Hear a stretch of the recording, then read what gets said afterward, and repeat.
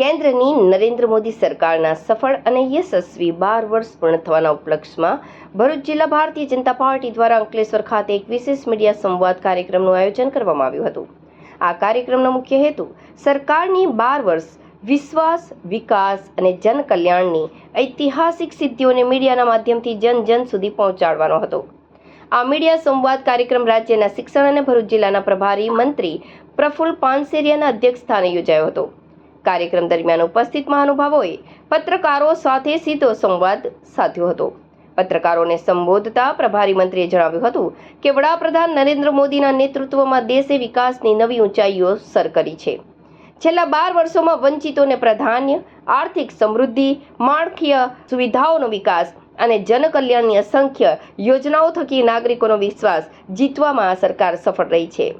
તેમણે ગર્વભેર ઉમેર્યું હતું કે આજે દેશના ચારેય ખૂણા, કાશ્મીરથી કન્યાકુમારી અને ગુજરાતથી આસામ સુધી વડાપ્રધાનના નેતૃત્વમાં દેશ તેજીથી વિકાસ પથ પર આગળ વધી રહ્યો છે। આ મીડિયા સંવાદમાં જળ સંપત્તિ મંત્રી ઈશ્વરસિંહ પટેલ, જિલ્લા ભાજપ પ્રમુખ પ્રકાશ મોદી, જિલ્લા પંચાયત પ્રમુખ ડિમ્પલબેન રાજ, ભરૂચના ધારાસભ્ય રમેશ મિસ્ત્રી તેમજ ઝઘડિયાના ધારાસભ્ય રીતેશ વસાવા ખાસ ઉપસ્થિત રહ્યા હતા।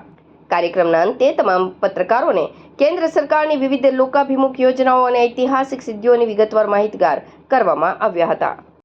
આખા દેશની અંદર આદરણીય લોકપ્રિય વડાપ્રધાન આપણા નરેન્દ્રભાઈ દ્વારા 12 વર્ષ પૂર્ણ કરીને સૌથી વધુ વડાપ્રધાન તરીકેની સેવા આપવાનો જેમને મોકો પ્રાપ્ત થયો છે એ ખુશી છે। પૂરા ભારતની અંદર આજે 12 વર્ષ પૂર્ણના અને એક રેકોર્ડ સાથે જ્યારે એ સેવા આપી રહ્યા છે ત્યારે એમની ઉજવણી દરેક ગામ સુધી કરવામાં આવે છે અને યોજનાઓ સફળતા કેમ પ્રાપ્ત થઈ, આ યોજનાઓ વગેરેથી ભારત સમૃદ્ધ બન્યું છે। ભારત એક નવી દિશા તરફ જઈ રહ્યું છે, સ્વાવલંબન ભારત છે। એ ભારત આજે છે કે દુનિયાના નકશા પર, દુનિયાના દેશોમાં ભારતીયતાની સંસ્કૃતિ, ભારત એક સમૃદ્ધ રાષ્ટ્ર તરફ જઈ રહ્યું છે। ભારત એક વિશ્વાસુ દેશ છે। આ શાસનથી એ પ્રસ્થાપિત કર્યું છે।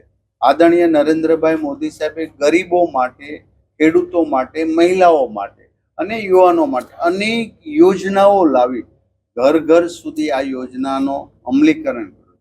કાશ્મીરથી કન્યાકુમારી, ગુજરાતથી આસામ સુધી ચારેય દિશાઓ તરફ દરેક જાતિ, દરેક ધર્મ, દરેક જ્ઞાતિ પરિવારજન તરીકે સ્વીકારી અને એની સાથે એમને દરેક યોજનાનો લાભ મળે એ હેતુ માત્ર આઈડેન્ટિટી એ ગરીબ છે, કોઈ જ્ઞાતિ, કોઈ ધર્મ, કોઈ જાતિ આધારિત એક પણ યોજનાઓ ન કરતા આજે આયુષ્માન કાર્ડ, ઉજ્જવલા યોજનાઓ, આ બધી જ બાબતોમાં ગરીબ માટેનું અને ખાસ કરીને જે આજે ડાયરેક્ટ ગરીબોને સવલત મળે છે અને ડાયરેક્ટ 100 રૂપિયા જ્યારે એને મળવાના પ્રાપ્ત થાય 100 રૂપિયા એ લાભાર્થીના ખાતાની અંદર જમા થાય છે।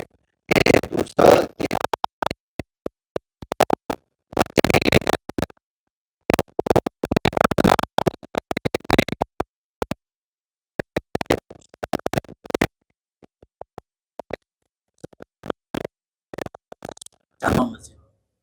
સરકાર શું પગલાં લેશે?